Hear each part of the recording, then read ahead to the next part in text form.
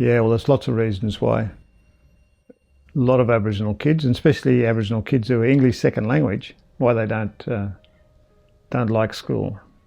Now, there's a few that do. There's a few that, against all the odds, find it okay in school. And most of those kids you'll find have somebody in their family who has a high level of English. So if there's a parent who's English first language, they won't have too much of a problem in school, or less problems than most other kids do, because somebody in their family is speaking English, and therefore it's a second language to them if it's not a first language to them. So for English second language kids, school is a real problem. Now some people will say, yeah, but what about in the deep end learning a language? So they just come to school and they just got to speak in English. Well, the people who say those sorts of things don't understand that theory. That theory works if you're one student in a school of everybody else speaking the main language. In that case, it's in the deep end, one person in the deep end. Your kids and other Aboriginal kids who are English second language are not in the deep end. They're all in there speaking their own language, communicating right up until they come in the door in their own language. And then they're supposed to switch to this boat language.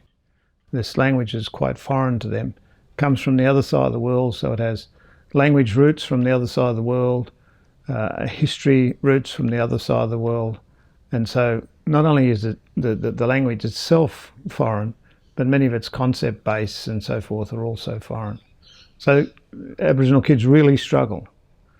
If they get through at all in schooling and they get up into primary, into high school, that's when the fallout also occurs again. And it occurs mostly in the young boys who find it very difficult in a classroom where you're being intellectually assaulted over and over and over again. You don't understand what's being said. I remember talking to a teacher, she was a consultant teacher who came to one of the communities to teach one subject, which is on the curricula, national curricula. So people have to teach it, even though it's impossible for the class to understand it. And I asked to have a look at her material for that day. And she showed the material and I said, well, there's at least 20 English words on this first page of your material that no young person will be able to understand. And you're asking the classroom to understand that. And she said, oh, no wonder I had to send 3 or 4 boys from the room today. And I said, yeah, well, if I was in that room and you were insulting me intellectually like that, I think you might have trouble with me too. And that's what happened with the boys. They don't know what's going on. They can't understand what's being talked about. They expect to sit there and listen to this mumbo jumbo boat language, which is totally foreign to them. And people wonder why. They just want to leave the classroom. They just say, there's nothing in here for me. But it's even worse than that. When you are tormented like that in language, it starts to set off all sorts of chemicals in your brain where you're stressed out, you're under stress. Google the effects of stress on the brain.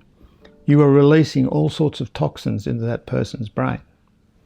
And if the higher the level of stress becomes, and if you've already thrown 3 or 4 or 5 or 6 or 7 or 8, 9, 10, sorry if it's repetitive, 11, 12, 13, up to 20 words in one lesson that people have no idea what you're talking about, and you're supposed to participate in that lesson. You're supposed to write it down and everything else.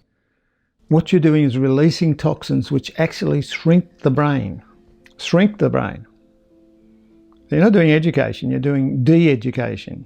You're doing dumbing down education. You're paying millions of dollars for dumbing down education. I'm sorry, there's too many kids in jail now because of a failed education system. Let's go back to the original Australian languages. They're great at teaching. They can teach all subjects. I can go down to DNA in 3 minutes in Yungamata.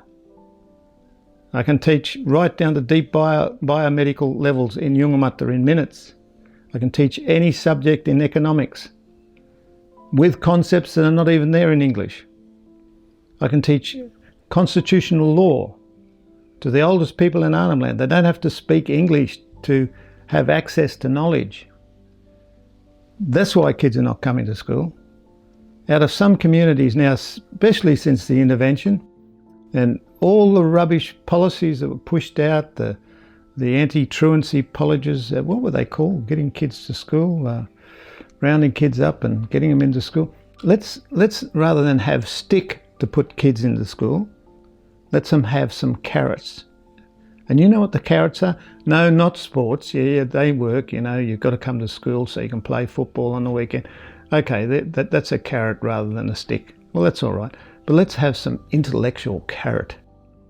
Some intellectual carrot where people can actually get excited about coming to school.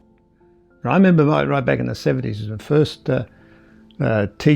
secondary school teacher came to me and I said, look, I can't get the kids interested in a classroom in the day. And I said, have you got any tape recorders? It was back in the days, the tape recorders. He says, yeah, we've got lots of tape recorders, plenty of equipment, all the equipment in the world. We've just got no students.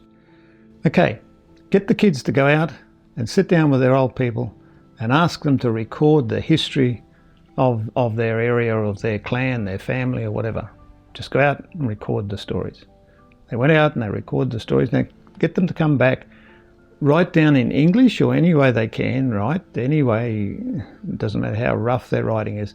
Try to get them to then transcribe that in English or in Yungamata and have conversations with them about how they would write that. Absentee went to zero. They had full classrooms because, first of all, the subject matter was coming from where the student is at. That's good curriculum development must come from where the student's at. The content was relevant to their daily lives because they really wanted to, okay, I now see how I can apply learning to read and write. I could write down the stories that are important to us. They had full classrooms for the rest of the year. And they continued to use those sorts of methodologies where the kids, in a sense, started to help create the curricula that was necessary. Now, you can't let kids just go mad with that, but let's move to a methodology where we use some intellectual carrot rather than spending millions, is it hundreds of millions of dollars on stick approach. We used to whip Aboriginal people to get them into school and teach them and for them to learn English. Let's stop this stick approach and let's go to some intellectual carrot approach.